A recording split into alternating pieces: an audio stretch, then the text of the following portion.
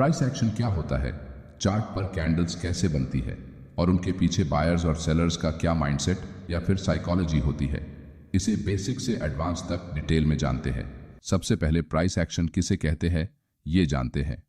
ये निफ्टी 50 का 2 फरवरी का 5 मिनट टाइम फ्रेम का चार्ट है। यहाँ मार्केट 21,800 लेवल पर ओपन होता है और एक स्ट्रॉन्ग ग्रीन बुलिश कैंडल के साथ ऊपर बढ़ता है। उसके बाद अगले 2 घंटों तक प्राइस 21,950 लेवल से रेजिस्टेंस फेस करते हुए एक ही रेंज में ट्रेड करती है, लेकिन 11 बजे के बाद इस रेंज को ब्रेक करके प्राइस ऊपर निकल जाती है।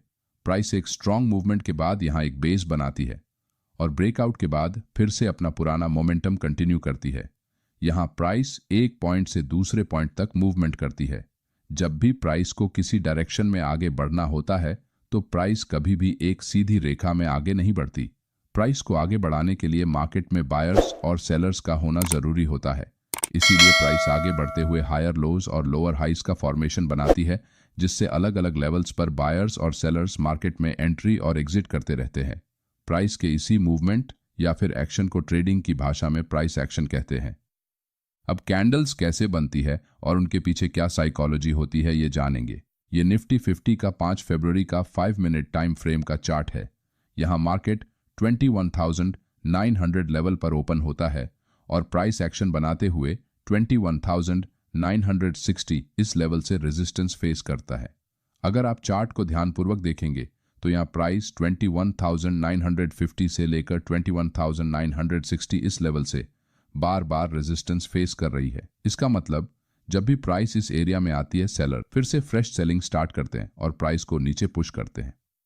आज के डे लोज को अगर हम कनेक्ट करते हुए एक ट्रेंड लाइन ड्रॉ करते हैं तो जब भी प्राइस इस ट्रेंड लाइन को टच करती है वैसे ही बायर्स मार्केट में एंट्री करते हैं और प्राइस को ऊपर ले जाते हैं। यहाँ सेलर्स के स्टॉप लॉस ऊपर की तरफ इस एरिया में है और ज्यादातर बायर्स के स्टॉप लॉस इस सपोर्ट लेवल के नीचे प्लेस है।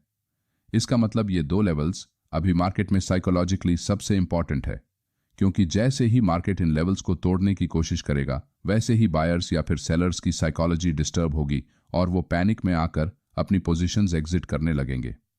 लास्ट टाइम जब बायर्स प्राइस को ऊपर ले जाने की कोशिश करते हैं तो जैसे जैसे प्राइस रेजिस्टेंस लेवल के पास आती है वैसे ही बायर्स की संख्या कम होने से कैंडल्स की साइज छोटी होती जाती है, जिससे प्राइस रिसेंट स्विंग हाई को ब्रेक नहीं कर पाती।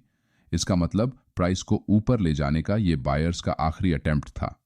लो बाइंग प्रेशर को देखकर सेलर्स प्राइस को फिर से नीचे पुश करते हैं, जिससे एक strong red candle trend line को ब्रेक करते हुए नीचे क्लोज हो जाती है।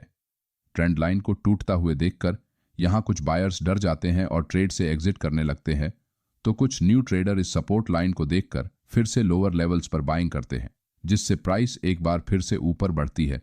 लेकिन सेलिंग प्रेशर ज्यादा होने के कारण प्राइस ज्यादा टाइम तक इस लेवल को होल्ड नहीं कर पाती और सीधे नीचे चली जाती है। यहाँ इस हैमर टाइप कैंडल पर बिग इंस्टीट्यूशनल सेलर्स मार्केट में आखिरी बार एंट्री करते हैं, जिससे प्राइस बहुत तेजी से बड़ी बड़ी रेड कैंडल्स बनाते हुए नीचे गिर जाती है।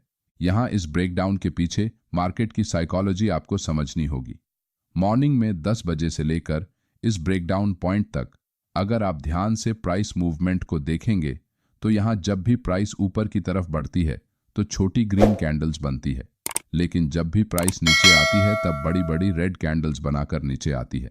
इसका मतलब मार्केट में सेलर्स बायर्स के मुकाबले एक्टिवली सेलिंग कर रहे हैं और वो प्राइस को रेजिस्टेंस लेवल के नीचे रखने में ज्यादा इंटरेस्टेड है। कोई भी बिग इंस्टीट्यूशनल सेलर्स अपने सेल ऑर्डर्स किसी एक लेवल पर एक ही वक्त नहीं लगा सकते, क्योंकि वो बहुत बड़ी क्वांटिटी में ट्रेड करते हैं। इसलिए उन्हें अपने सेलिंग ऑर्डर्स को एग्जीक्यूट करने के लिए मार्केट में लिक्विडिटी चाहिए होती है। इसी वजह से मार्केट में लिक्विडिटी बनाने के लिए प्राइस को बार बार ऊपर की तरफ पुश किया जाता है, जिससे से ज्यादा रिटेल ट्रेडर रेजिस्टेंस ब्रेकआउट के उम्मीद में बाइंग करते हैं और इन बिग इंस्टीट्यूशनल सेलर्स के सेल ऑर्डर धीरे धीरे एग्जीक्यूट होते हैं। जैसे ही रिटेल ट्रेडर्स का बाइंग इंटरेस्ट कम होता है वैसे ही ये बड़े सेलर्स ऊपर से सेलिंग स्टार्ट करते हैं और प्राइस को गिरा देते हैं। मार्केट में ऑपरेटर्स द्वारा जानबूझकर प्राइस को बार बार इस रेजिस्टेंस लेवल के पास लाया गया है और वो चाहते हैं कि रिटेल ट्रेडर्स को ऐसा लगे कि अभी इस रेजिस्टेंस का ब्रेकआउट जरूर होने वाला है, जिससे कुछ रिटेल ट्रेडर इम्पेशेंट होकर लालच में आते हैं और लेवल के ब्रेकआउट के पहले ही अपनी ट्रेड एंट्रीज करना चालू कर देते हैं, क्योंकि उन्हें लगता है कि अगर हम यहाँ एंट्री नहीं करेंगे तो ये ट्रेड अपॉर्चुनिटी उनके हाथ से निकल जाएगी। जो ट्रेडर इस जोन में एंट्री करते हैं उनके मन में फियर ऑफ मिसिंग आउट, इसका मतलब फोमो की भावना उत्पन्न होती है और वो इस माइंडसेट को कंट्रोल नहीं कर पाते हैं।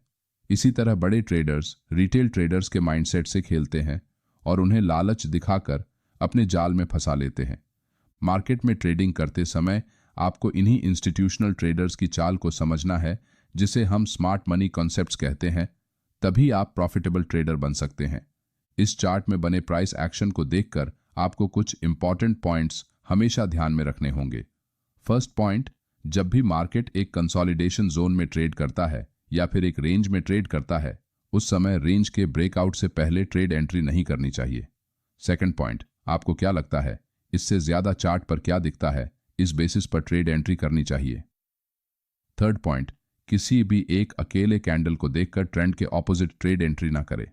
यहां इस अकेले ग्रीन बुलिश कैंडल को देखकर अगर आप लॉन्ग ट्रेड लेने की कोशिश करते हैं तो आपका लॉस होने के चांसेस ज्यादा है। फोर्थ पॉइंट, जब भी किसी trend line, support and resistance in जैसे किसी इंपॉर्टेंट साइकोलॉजिकल लेवल का ब्रेक होता है, तो जब तक एक स्ट्रॉन्ग ब्रेकआउट कैंडल से उस लेवल का ब्रेक नहीं होता है और चार्ट पर कंटिन्यूएशन कैंडल नहीं बनती, तब तक अपने पूरी क्वांटिटी से ट्रेड एंट्री नहीं करनी चाहिए। फिफ्थ पॉइंट, मार्केट में प्राइस एक्शन का एनालिसिस करते हुए कुछ कैंडल्स को देखकर बाय और सेल का डिसीजन नहीं करना चाहिए। कोई भी डिसीजन लेने से पहले मार्केट का ओवरऑल मेजर ट्रेंड क्या है ये देखना बहुत ज़रूरी है, तभी आप सही ट्रेड एंट्री कर सकेंगे। अगर आपको हमारा ये वीडियो अच्छा लगा तो वीडियो को लाइक और चैनल को सब्सक्राइब ज़रूर करें। धन्यवाद।